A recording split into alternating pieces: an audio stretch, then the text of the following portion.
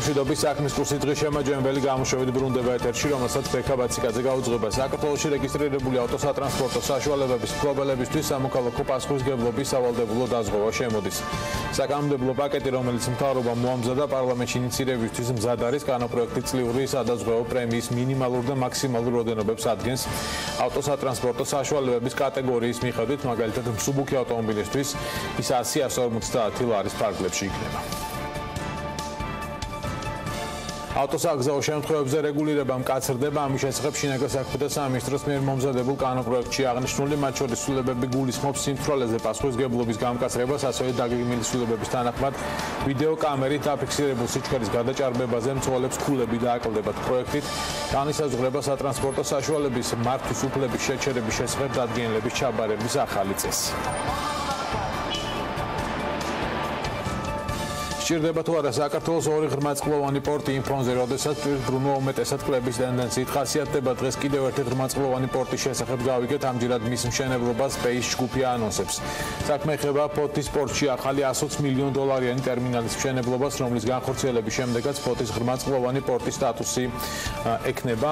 დროისთვის საქართველოში არც ერთი ღრმაწყლოვანი პორტი არსებობს, თუმცა არსებობს ორი პროექტი, ანაკრის ღრმაწყლოვანი პორტი და ახლა უკვე ფოთის პორტში ახალი ტერმინალი, რომელსაც საშუალება ექნება 50,000 ტონამდე ტვირთამწეობის გემები მიიღოს. ბუნებრივად ჩნდება კითხვა თუ როგორ დაიტვირთება ესოდენ სერიოზული საპორტო ინფრასტრუქტურა. რა თქმა უნდა, ჩვენთან უკვე მუშავდება სხვადასხვა სახის ტვირთები, კონტეინერები, მაგრამ მომავალი პერსპექტივისათვის ძალიან მნიშვნელოვანია ცენტრალურ აზიასა და აზერბაიჯანში წარმოებული მინერალური სასუქების ტრანსპორტირება. დღეს წარმოდგენილი პროექტი კი შესაძლებელს ხდის ცენტრალურ აზიასა და აზერბაიჯანში წარმოებული მინერალური სასუქების მთელი მოცულობა გადმოვიყვანოთ ფოთის მიმართულებით. ამიტომ სრულიად გულწრფელად მინდა მთელ საქართველოს მიულოცო ახალი მძლავრი საზღვაო ინფრასტრუქტურის ღრმაწყლოვანი პორტის შექმნა. მას შემდეგ, რაც 1 იანვრიდან სესხის გამცემის ობიექტებისთვის თამაშს ახალი წესები ამოქმედა, მცირე და საშუალო ტიპის ლომბარდების უმრავლესობა დახურის საფრთხის წინაშეა. რა გავლენა აქვს ეს რეგულაციებს სალომბარდე ბიზნესს? ელენე გოგბერაშვილი საუბრა სექტორის წარმომადგენლებს. ელენეს აღმოჩნდობის. ბექა 1 იანვრამდე ბაზარზე 600-ზე მეტი ლომბარდი ოპერირებდა. რეგულაციის ძალაში შესulis შემდეგ კი ბაზრიდან წვრილი და საშუალო ლომბარდების უმრავლესობა დახურის რეჟიმში გადავიდა. არასაბანკო ფინანსურ დაწესებულებათა ასოციაციის ხელმძღვანელის თქმით, ლომბარდებს, რომელთაც 100,000 ლარიანი პორტფელი აქვს, ეროვნულ ბანკში რეგისტრაციისთვის 10,000 ლარის გადახდა უწევთ. სხვა მოთხოვნების დასაკმაყოფილებლად საჭირო ფინანსური რესურსის მოცულობა კი 20-25,000 ლარს აღწევს. შესაბამისად, ირაკლი ბერძენაძე ამბობს, რომ ლომბარდების დიდი ნაწილისთვის ამ მოთხოვნების დაკმაყოფილება რთულია, რაც მათი ბაზრიდან გაქრობას იწვევს. წვრილი საშუალო ტიპის ლომბარდების უმრავლესობა გადავიდნენ დახურის რეჟიმში, მაგრამ მეორე კუთხით მსხვილმა მიკროსაფინანსოებმა და ასევე ბანკებმა დაიწყეს კაბალური პირობების შეთავაზება ლომბარდებისთვის, რომ მოეხდენათ პორტფელის ყიდვა.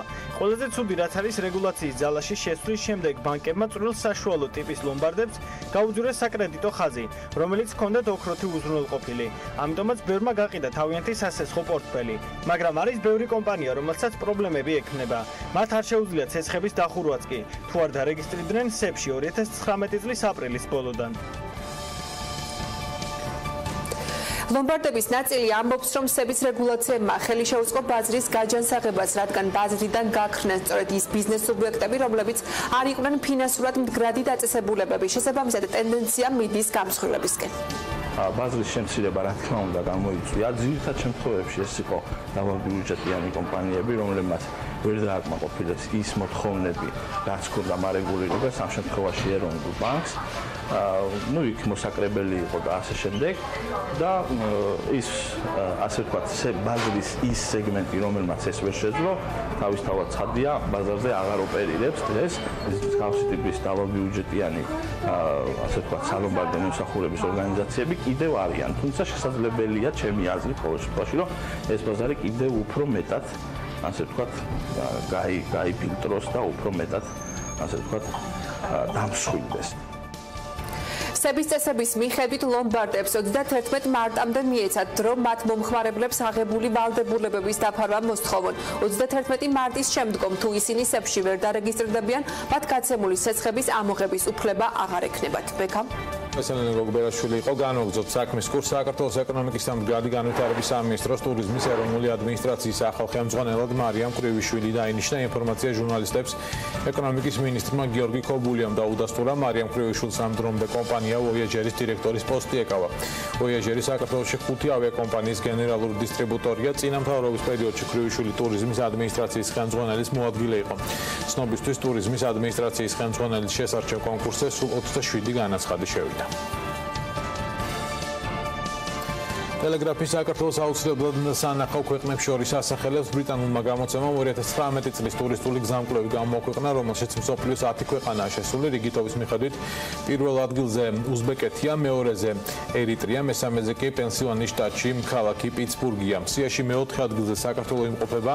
ამოუცნობია თუ რატომ არ სტუმრობს საქართველოს მსოფლიოს ერთ-ერთ ულამაზეს მხარეს უფრო მეტი ტურისტი, ნათქვამია სტატიაში. ახსენებს საქართველოს აუცილებლად მოსანახულებელ ადგილთა შორის დაასახელა New York Times-მაც და Airbnb-მაც. თელავის აეროპორტიდან შესაძლო ავიარეისები ბათუმის და ქუთაისის მიმართულებით შესრულდეს, როგორც BMG-ის კახეთის გუბერნატორმა ირაკლი ქადაგიშვილმა განუცხადა, საკითხი ჯერ მოლაპარაკებების რეჟიმშია და თუ დადებითად გადაწყდა ავიარეისები დაინიშნება ჯერ ბათუმის, შემდეგ კი ქუთაისის აეროპორტისკენ. კახეთიდან ქუთაისამდე ჩასვლა სულ მცირე 6-7 საათი უნდა, თუ კი შიდა ფრენები დაიწყება, რა თქმა უნდა ეს შეამოკლებს გზას და გაიაფებს მგზავრობას, აცხადებს ქადაგიშვილი, თუმცა დეტალები თუ როდიდან დაიწყება ავიარეისების განხორციელება, მას შემდეგ გახდება ცნობილი, რაც მოლაპარაკებები დასრულდება. რატომ ფერხდება ლიფტების წარმოება საქართველოში? პროექტი, რომელიც მთავრობამ გასული წლის მარტში დაანონსა, ამ დრომდე არ დაწყებულა, როგორც BMG-ის ტექნიკური უნივერსიტეტის სასწავლო სამეცნიერო საწარმოო ცენტრის ხელმძღვანელმა განუცხადა, წარმოების პროცესს პირველ რიგში აკრედიტაციის ცენტრი აფერხებს, რომელსაც მათ სამჯერ მიმართეს, თუმცა არც ერთ შემთხვევაში მათგან დადებითი პასუხი არ მიუღიათ. მისივე თქმით, ცენტრის პარტნიორი მოგილევ ლიფტმაშია, რომელსაც ლიფტების წარმოების მხრივ დიდი გამოცდილება აქვს, თუმცა აკრედიტაციის ცენტრის თანხმობის გარეშე წარმოების პროცესი ვერ დაიწყება, მით უფრო რეალიზაცია ვერ მოხდება. 2016 წელს მთავრობის მიერ გაჟღერებული ბიზნეს სახლის მშენებლობა ამ დრომდე არ დაწყებულა და პროექტის განსახორციელებლად ბიუჯეტიდან გამოყოფილი თანხა კომერციულ ბანკებში დეპოზიტზე დევს, როგორც BMG-ის მუნიციპალური განვითარების ფონდიდან აცნობეს, შენობა ნაგებობების მშენებლობისთვის მათ ჩაერიცხათ 61,012,000 ლარი, რაც შეეხება სარგებელს, სულ დღეის მდგომარეობით მითითებული დეპოზიტებიდან ფონდის მიერ მიღებული სარგებელი შეადგენს 3,614,500 ლარს. ინფორმაციისთვის ბიზნეს სახლის ტენდერი რამდენჯერმე ჩაიშალა, შედეგად უწყება მის ხელახლა უნდა გამოაცხადოს. და ეტაპზე საქართველოში ჰიდრორესურსების ათვისება და რამდენად ჩამორჩებით ამ ხრივ განვითარებულ მსოფლიოს. ამ თემას BMG-მ ბიზნეს მედია ლანჩის ფორმატი დაუთმო. მოусმინოთ დავით ჯალაღონიას და მის სტუმრებს. მე ხვალამდე გემშვიდობებით, ნახვამდის.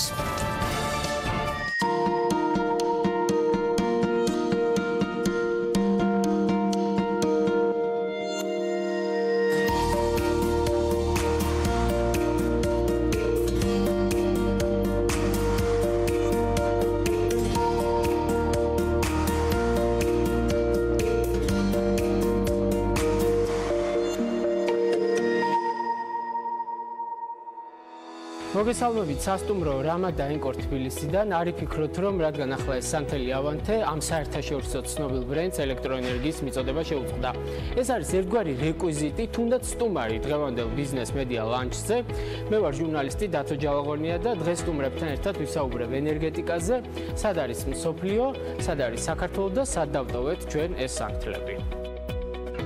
დავით მირცხულავა, ენერგეტიკოსი, ტექნიკურ მეცნიერებათა დოქტორი. 1999-2003 წლებში იყო სათბობ ენერგეტიკის მინისტრი, 2003-2004 წლებში სემეგის თავმჯდომარე. ბოლო წლებში ინდურ კომპანია ტრანსელექტრიკასთან თანამშრომლობს, რომელიც ხუდო ჰესის პროექტის განხორციელებას გეგმავს. თეიმურაზ კოპაძე, ნესკრა ჰიდროს ოპერაციების მართვის დირექტორი, ფლობს მაგისტრის ხარისხს სამართალსა და ბიზნესის ადმინისტრირებაში ოპერაციების მართვის განხრით. ნესკრა ჰესის პროექტზე მუშაობა მან 2013 წელს დაიწყო. 2005-2011 წლებში საქართველოს რკინიგზაში მუშაობდა, მათ შორის ინფრასტრუქტურის დირექტორის მოადგილის თანამდებობაზე. მარიამ ჩახვაშვილი, საინვესტიციო ბანკის გალთენ თაგარტის ანალიტიკოსი. დამთავრებული აქვს თავისუფალი უნივერსიტეტის ISM ბიზნეს სკოლა, ასევე ფლობს მაგისტრის ხარისხს ბიზნესის ადმინისტრირების მიმართულებით. 2012 წლიდან სხვადასხვა ენერგეტიკულ კომპანიებში მუშაობდა, მათ შორის საქართველოს სახელმწიფო ელექტროსისტემაში სასისტემო მომსახურებისა და საბალანსო ენერგიის განყოფილების უფროსად.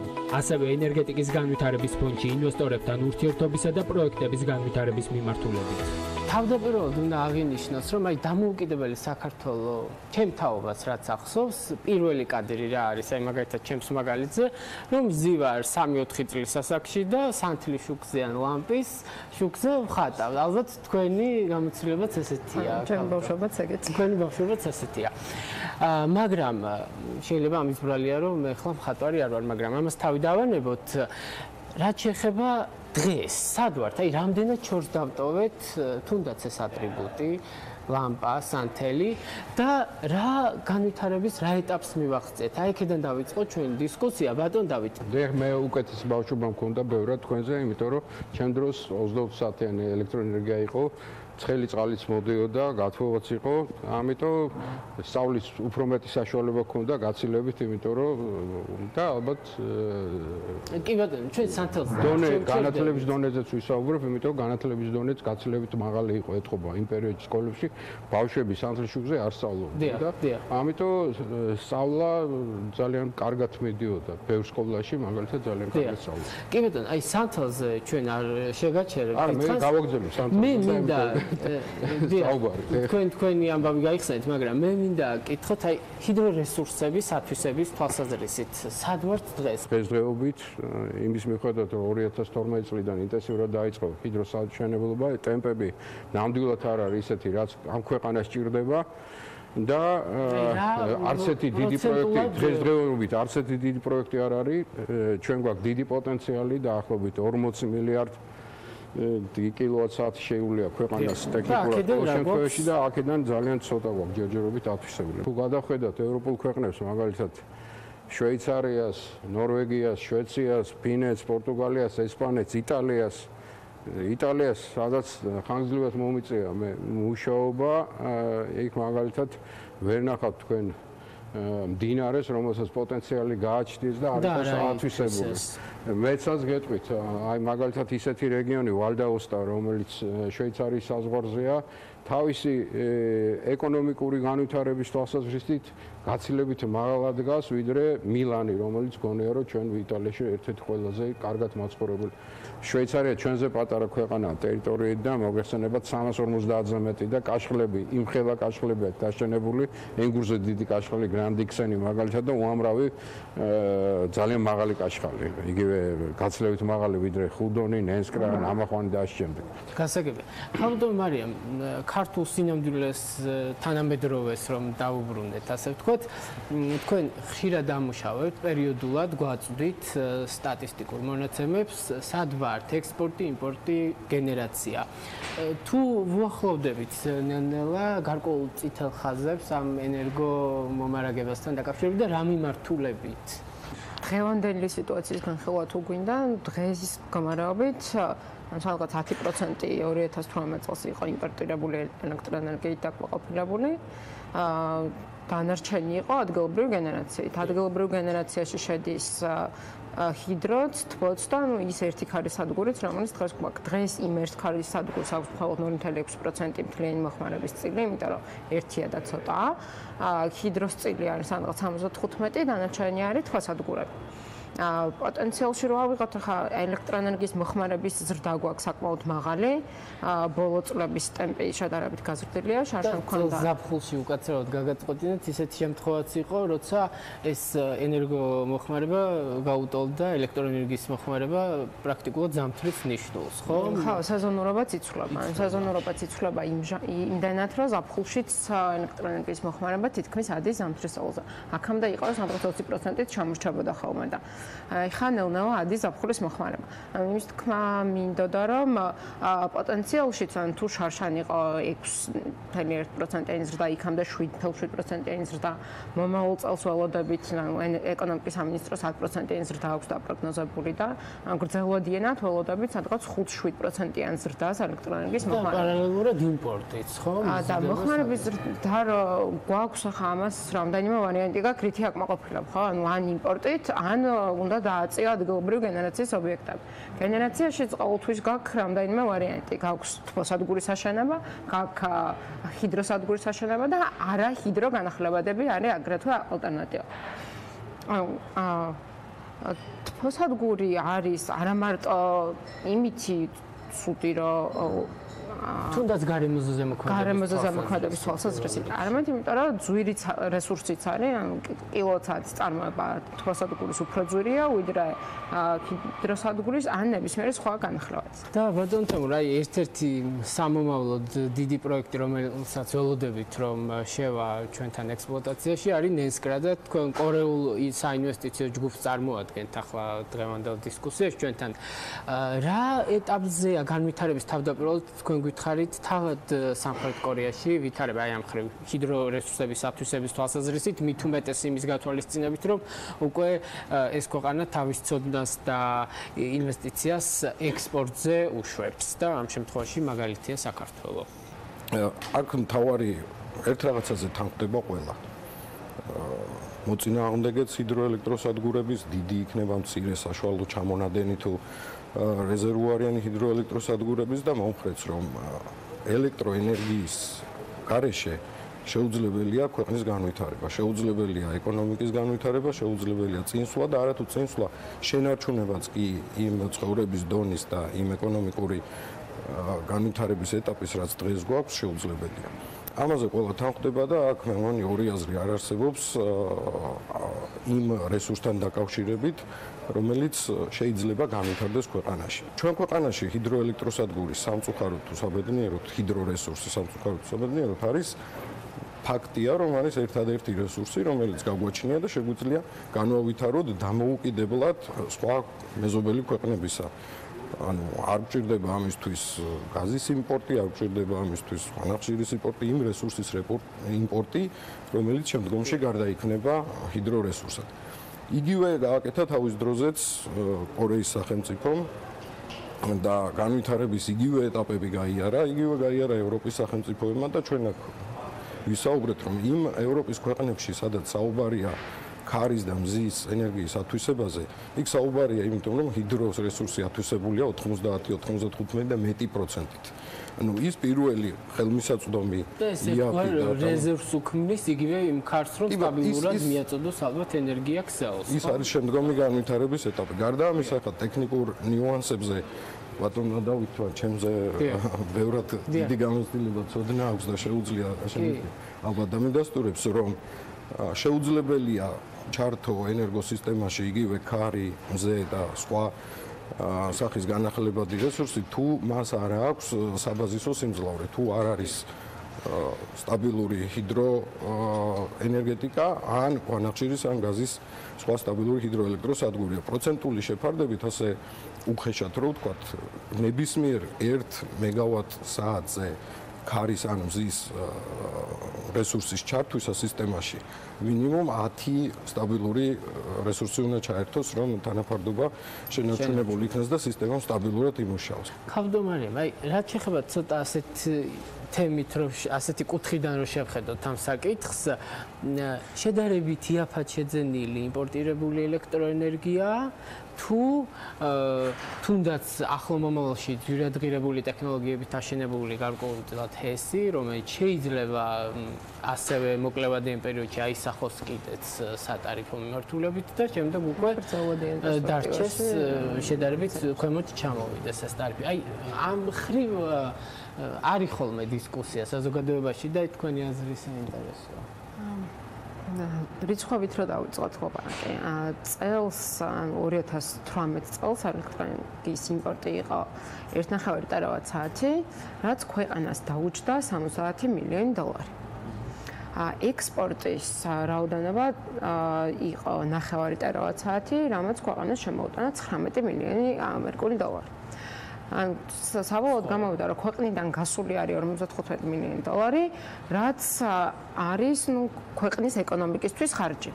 ეს ხარჯი შარშანად დაახლოებით იმდენი იყო, ოდნავ ნაკლები და წლიდან წლამდე, ანუ ხა მომავალ წელს რაოდენობაში ზრდას ველოდებით და ალბათ თანხმობრივადაც გაიზრდება.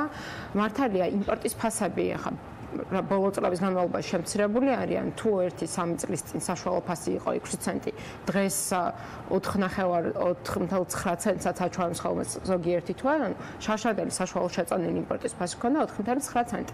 ანუ კი გვაქვს კლება დაუშვათ იმპორტის ფასში. და როცა ეს ავუყურავთ, რა ჯობია ავაშენოთ ჰესი, რომელსაც ტარიფს მივცემთ 6 ცენტს, თუ გავაკეთოთ იმპორტი, რომელიც მაქვს 5 ცენტად, ესე მოკლევადიანად ალბათ იმპორტი მირჩევნია. მაგრამ ეს ხო არ არის მოკლევადიანი გადაწყვეტილება მხოლოდ. ეს არის გრძელვადიანი გადაწყვეტილება და ვხედავდეთ, რომ ეს იმპორტის ფასი შეიძლება გაიზარდოს, იმპორტის მომწოდებლები შეიძლება შეიცვალოს, ახლა ჩვენ ვართ აზერბაიჯანის და რუსეთის ბაზარზე დამოკიდებულები. მათი იმპორტის ფასის ზრდა ჩვენთვის პირდაპირ ნიშნავს ქვეყნის ხარჯის ზრდას, ანუ დარგისთვის ხარჯის ზრდას. ანუ ეს უკვე ფასის არასტაბილურობას გვაძლევს, ეს ერთი. მეორე არის, რომ თუ რაოდენობრივად ვიზრდებით, ან მუდმივად გვექნება ქვეყნიდან გასავალი, არადა ქვეყანას აქვს პოტენციალი, რომ იმდენი ვაწარმოოთ, რომ საექსპორტო პროდუქტი გახდეს და არა მხოლოდ ხარჯოთ ფული, არამედ ტრეიდ დეფიციტში დადებითი კონტრიბუცია შეიტანოს ამ დარგმა. იმდენი ექსპორტი გავაკეთოთ, რომ ამან შემოიტანოს ეკონომიკაში პირიქით ფული. იგივე ჰიდროტექნიკური ნაგებობების თვალსაზრისით, თავად საინჟინრო გადაწყვეტები, აი ამაზე გვესაუბრეთ, რას იყენებს ნესკრა ჰიდრო, საიდან იღებს მაგალითს. გათვალისწინებული იქნება სოფლიოში დღესობით არსებული ყველაზე მაღალი სტანდარტი. მოწვეული იქნება სპეციალისტები შვეიცარიიდან, საფრანგეთიდან და ასე შემდეგ, ყველა მიმართულებით. თუმცა აქ უნდა აღინიშნოს ისიც, რომ ქართველი სპეციალისტების ჩართულობაც აუცილებლად იყო პროექტში, არის მაღალი და მომავალში კიდევ უფრო მაღალი იქნება. ქალბატონ მარიამ, პირველ რიგში მინდა გთხოვთ, ჩემი სანთელი მომაწოდოთ და თან ამასობაში, რადგან უკვე ფინალში გავდივართ, ჩვენი დღევანდელი განხილვის ენერგომოხმარების პროგნოზები როგორია შემდგომ წლებში, დაახლოებით რას უყურებთ ანალიტიკოსები, რა მაჩვენებლებს მივაღწევთ? ჩვენი გაუთენთაგარტის პროგნოზით სადღაც 5.9% უნდა იყოს ელექტროენერგიის მოხმარების ზრდა 5-7 წლიანი პერსპექტივით. 10 წლიან გეგმაში, რომელიც ეკონომიკის სამინისტროს მიერ არის დამტკიცებული, იქ 7%-იანი ზრდაც არის განხილული ერთ-ერთ სცენარად და ბოლოსით ეს იყო აღებული როგორც საბაზისო სცენარი. რასაც უყურებთ ბოლო წლებში, იმაზე მეტი იყო ზრდა ვიდრე ჩვენ ველოდებოდით.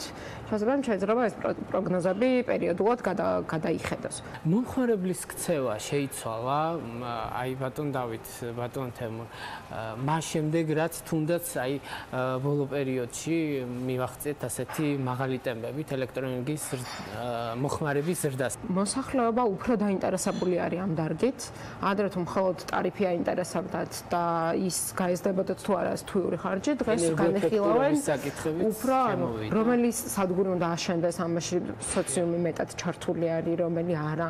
ჩვენ ხედავთ, რომ საზოგადოებრივი ჩართულობა არის და მიდის განხილვა. ნაწილი აპროტესტებს ზოგიერთი ჰეცის მშენებლობას, ნაწილი ამბობს, რომ ეს საჭირო არის. ყოველ შემთხვევაში ცნობადობა მშენებლობის საკითხის ამაღლებული არის. მე შემიძლია პროგნოზი დავდო 10-15 წელიწადში დაახლოებით სვანეთი თქვა და იგივე ყაზბეგის ზონი იქნება ყველაზე კარგად მაცხოვრებელი საქართველოს. დემოგრაფიული სიტუაცია შეიცვლება იქ სწორედ იმ შემოსავლებით, რომელიც ჰიდროსადგურები მიწევენ ამ რაიონს თუ რეგიონს. უფრო კონკრეტულად ჩვენი ჰესის მაგალითზე გეტყვით. ადგილობრივი გადასახადი ამ შემთხვევაში ჩვენი ჰესის შემთხვევაში მთლიანად ადგილობრივ ბიუჯეტში მიდის. აქ შევძელით ამისი ქონების გადასახადი, აქ შევძელით ამისი გაკეთება და მხოლოდ ქონების გადასახადის კუთხით მესტიის რაიონის ბიუჯეტი, დღეს არსებული ბიუჯეტი გაიზრდება 3-ჯერ, მხოლოდ ჩვენი ჰესიდან. აქ უკვე ხა შეიძლება ვივარაუდოთ მასშტაბებზე, როდესაც 2 და 3 მილიარდი მაგიტო თქვი, რომ როგორ წავა ის. როგორ შეიძლება თითოეულ რეგიონში, სადაც მსგავსი პროექტი განხორციელდება, იმ რეგიონის ბიუჯეტი გაზრდილი 3-ჯერ და 4-ჯერ უკვე ქვეყნის კეთილდღეობაზე და ადგილობრივი მოსახლეობის კეთილდღეობაზე. Arial hezze მაგალითად დღეს მუშაობს აი იმ ზონაში, სადაც მე მახსოვს ჩვენივრად ერთადერთი შემოსავალი იყო სათბურები და მაშინ გაზის ბიუჯეტში ჩავდეთ და უფასო მოხმარება, რომ ადამიანები დასაქმებულიყო. დღესდღეობით 55 ადამიანი მუშაობს Arial hezze. აბსოლუტურად იცვლება. ეხლა სვანეთში პატარა ჰესებით, ნენსკრათი და ყველა იმ ჰესით რო განხსოვდება, აბსოლუტურად მოთხოვნა გახდება, მოთხოვნა იქნება ძალიან კვალიფიციურ ინჟინრებზე. და ეს ძალიან კარგია.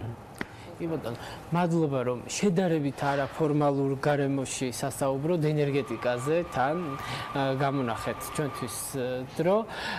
მე ერთგვარი სამოქალაქო საზოგადოებრივი პოზიციიდან ვიტყვი ამ ჩვენი დისკუსიის ბოლოს, რომ ალბათ საჭიროა გარკვეულწილად ენერგიის დაზოგვაზეც ვიფიქროთ და თუ შემთხვევით სადმე რომელიმე ოთახში საცხოვრებელ სახლში დაგვრჩა ანთებული შუქი, არ დავიზაროთ და ჩავაქროთ. აი ამ სასტუმროში ჩვენს გარდა სხვა სტუმრებიც არიან და ამიტომ აქ ვერ ჩავაბნელებ აქაურობას და მხოლოდ სანთელს ჩავაქრობ. მადლობა თქვენ.